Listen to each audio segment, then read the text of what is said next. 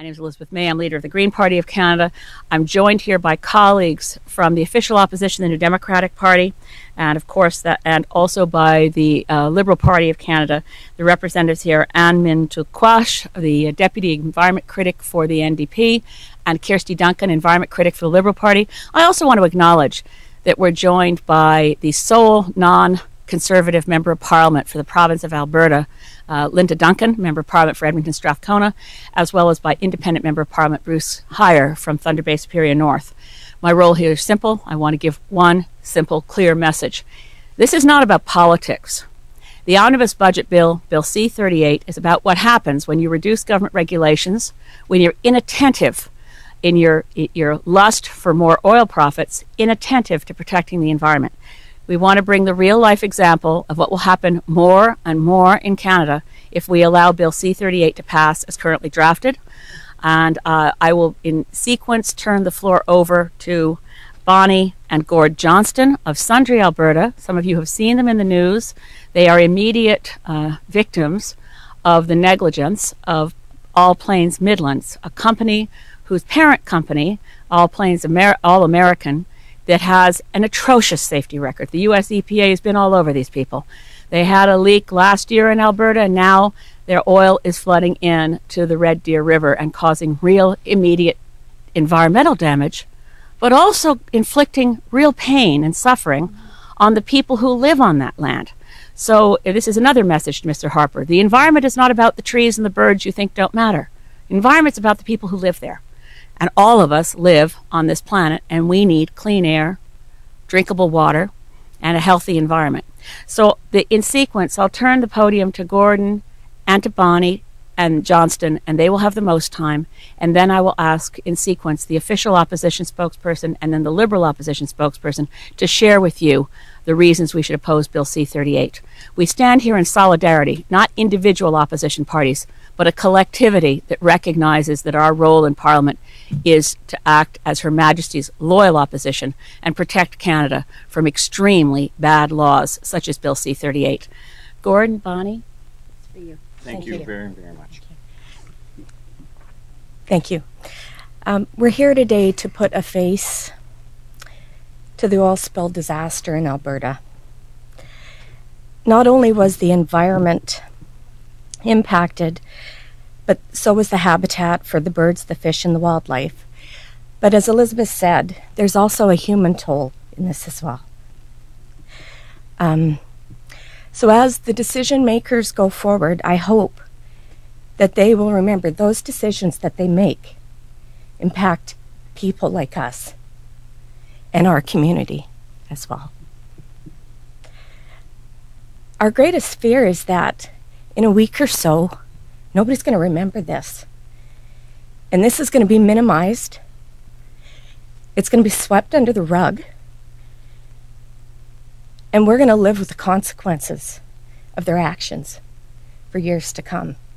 The health and safety of Canadians is really at stake.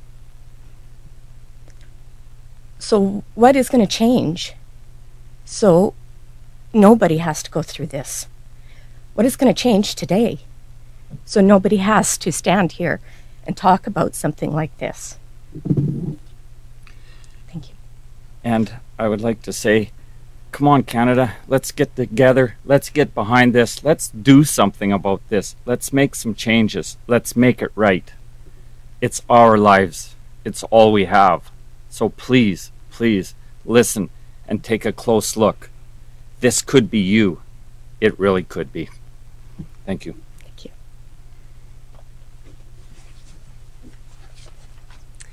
Bonjour à tous. Alors, je voudrais remercier Madame Elizabeth May et Monsieur et Madame Johnston de nous avoir partagé ce troublant témoignage ici aujourd'hui. Ce qui arrive est triste. Donc, il y a eu un déversement de 475 000 litres de pétrole dans la rivière Red Deer en Alberta.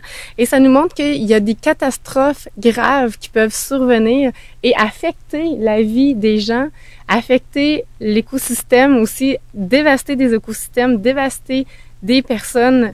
Donc, il faut, d'où l'importance en fait que le gouvernement agisse, intervienne, écoute les préoccupations des scientifiques, de la population, de tous les experts qui se sont prononcés pour dire que le projet de loi C-38 va avoir des impacts catastrophiques, irréversibles, et qu'il faut prendre le temps d'analyser tous les éléments qui se trouvent dans ce projet de loi-là, prendre le temps de réviser, d'amender, de modifier ce que l'opposition, tous les partis d'opposition vont faire, ont apporté des amendements.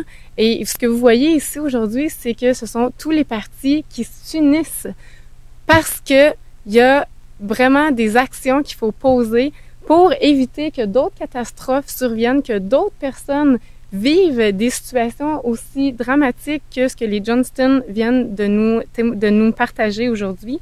Alors, on se tient debout ici et on martèle, en tant qu'opposition, tous les partis d'opposition et l'opposition officielle, on martèle le message qu'il faut scinder le projet de loi, qu'il faut avoir des études en profondeur en comité avec les experts appropriés. Il faut également que le gouvernement cesse de mettre en contradiction l'économie et l'environnement. Il y a des façons d'être responsable et de développer une économie durable. Donc, il faut mettre ça de l'avant. Il faut aussi diversifier toutes les façons de faire, d'être profitable, d'être efficace.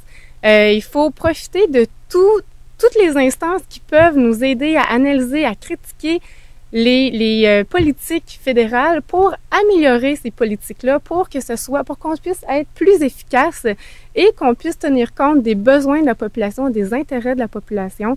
Donc, économie et environnement vont de pair. Nous sommes là pour en témoigner.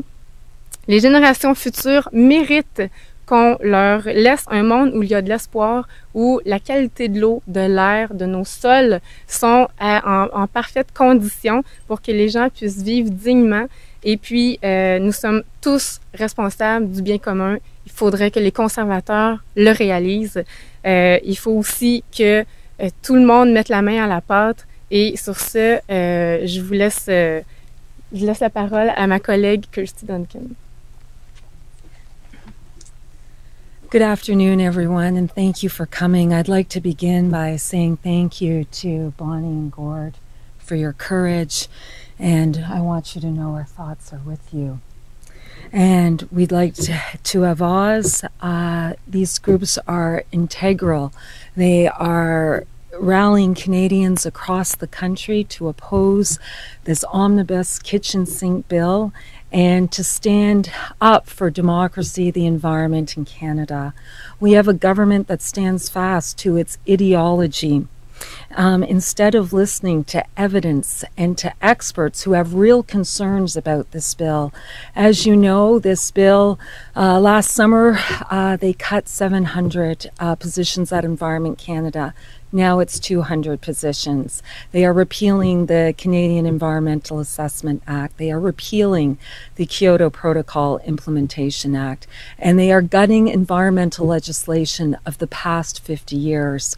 We need that legislation. It protects the health and safety of Canadians. It's eliminating the National Roundtable, and the government silences its critics. If you don't agree with the government, you're told to sit down and shut up. We have to protect the health and safety of Canadians.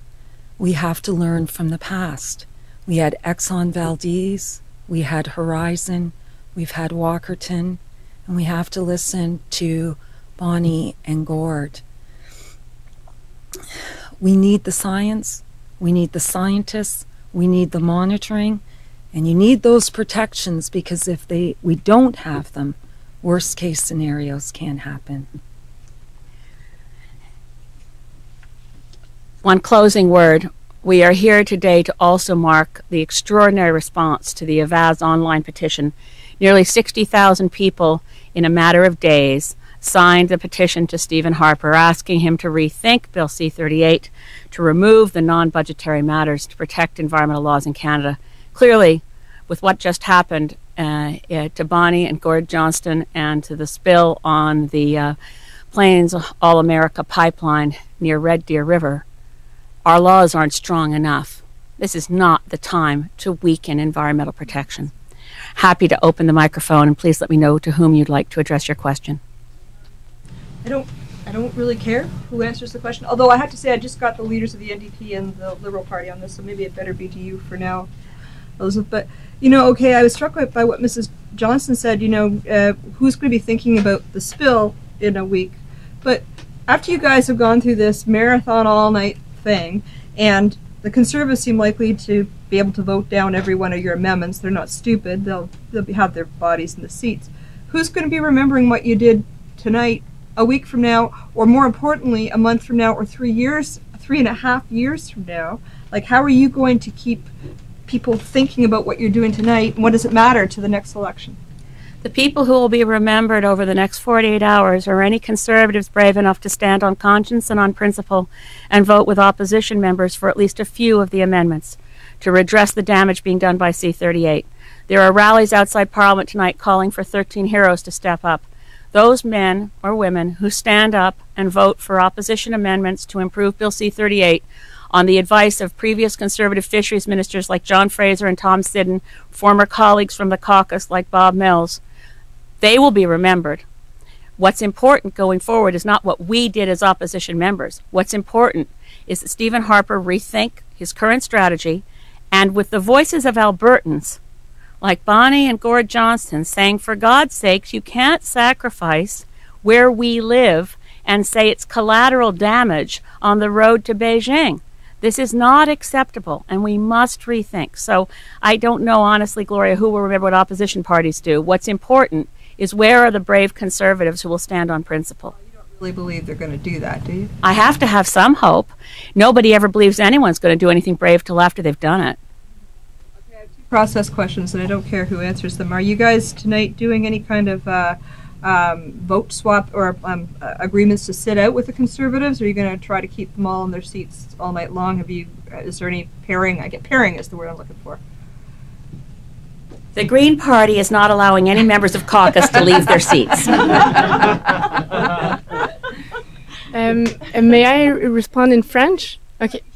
OK, parfait. Donc, nous, ce qu'on fait, c'est qu'on va tenir le fort, puis on a proposé déjà avant la journée d'aujourd'hui, on a proposé au gouvernement de séparer le projet de loi, d'aller en comité, puis de discuter en profondeur avec le gouvernement, avec les experts qui sont dans plusieurs secteurs, donc pour pouvoir aller plus en profondeur et apporter des modifications de façon légale au projet de loi. Les conservateurs ont refusé.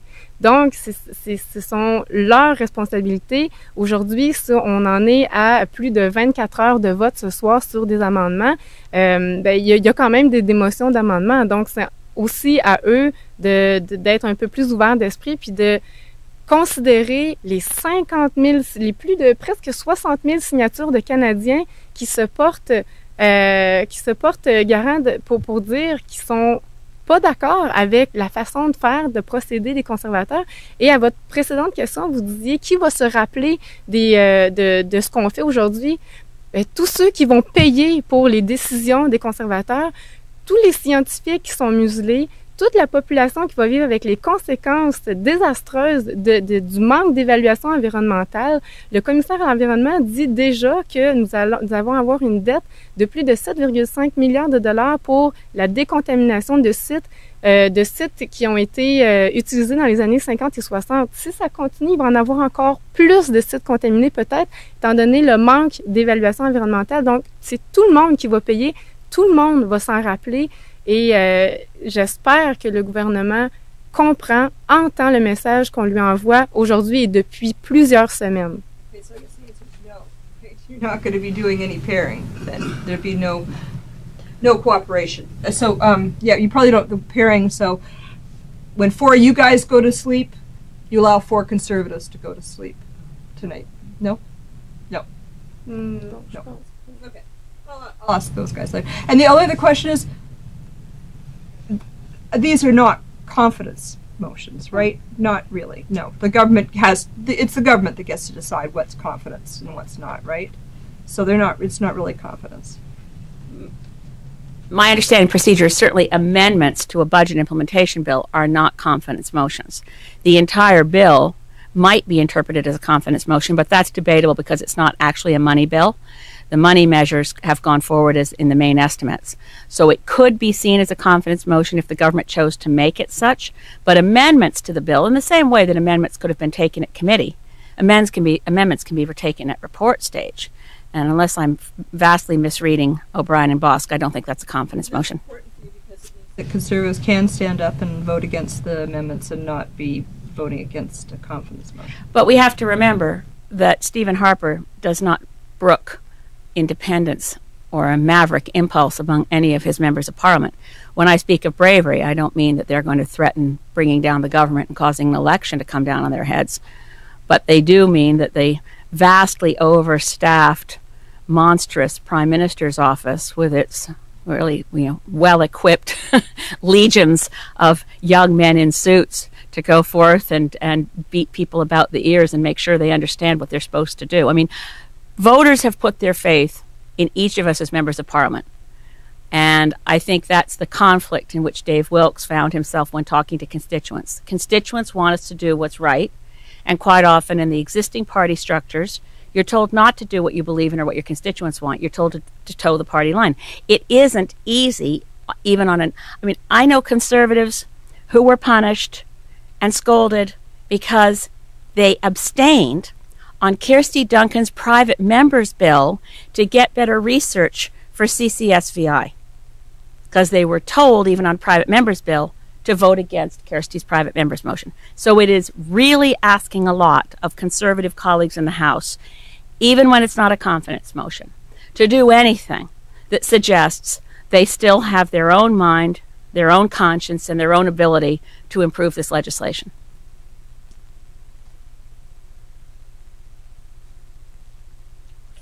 Des autres questions?